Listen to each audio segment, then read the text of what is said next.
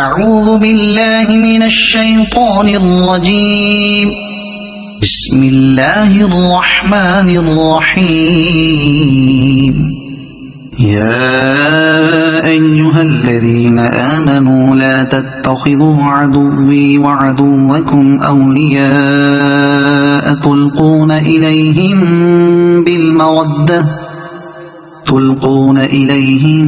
بالمودة وقد كفروا بما جاءكم من الحق يخرجون الرسول وإياكم أن تؤمنوا بالله ربكم إن كنتم خرجتم جهادا في سبيلي وابتغاء مرضاتي تسرون إليهم بالمودة وأنا أعلم بما أخفيتم وما أعلنتم ومن يفعله منكم فقد ضل سواء السبيل. إن يثقفوكم يكونوا لكم أعداء ويبسطوا إليكم أيديهم وألسنتهم بالسوء وودوا لو تكفرون. لن تنفعكم أرحامكم ولا أولادكم يوم القيامة يفصل بينكم والله بما تعملون بصير.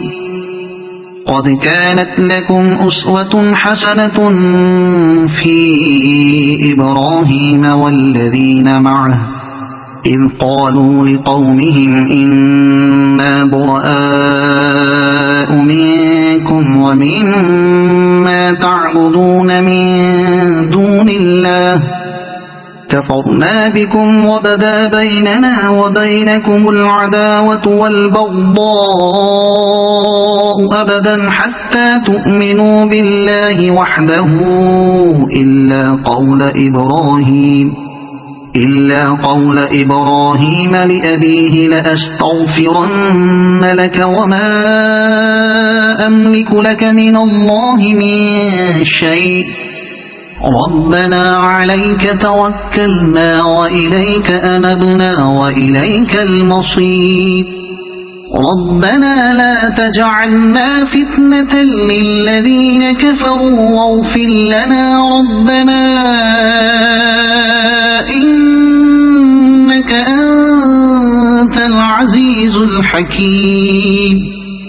لقد كان لكم فيهم أسوة حسنة لمن كان يرجو الله واليوم الآخر ومن يتول فإن الله هو الغني الحميد. عسى الله أن يجعل بينكم وبين الذين عاديتم منهم مودة والله قدير والله غفور رحيم.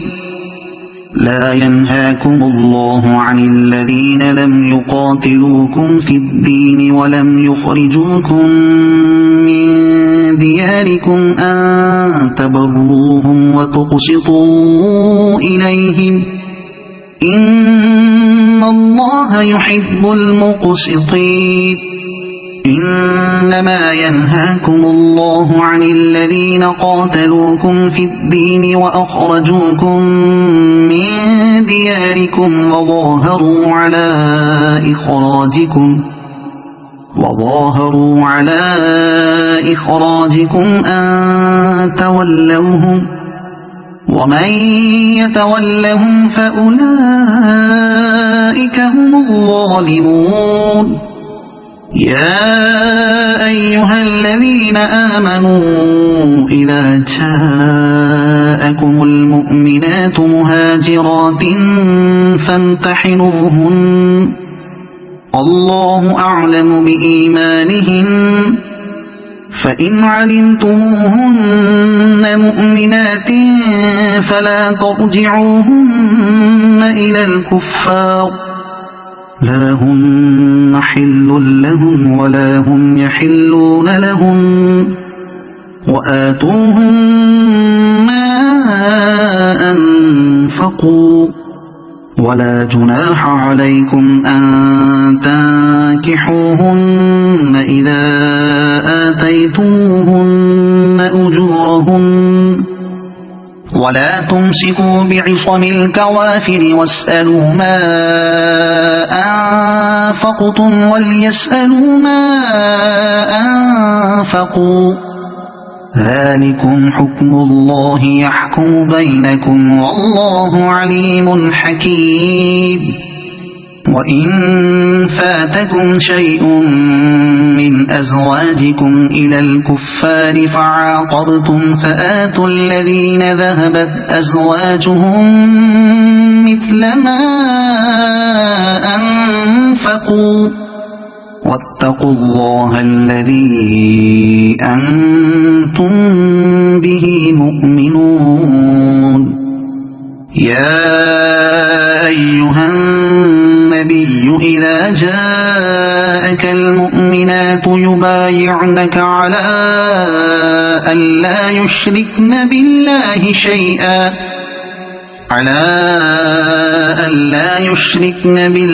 شيئا ولا يسرقن ولا يزنين ولا يقتلن أولادهن ولا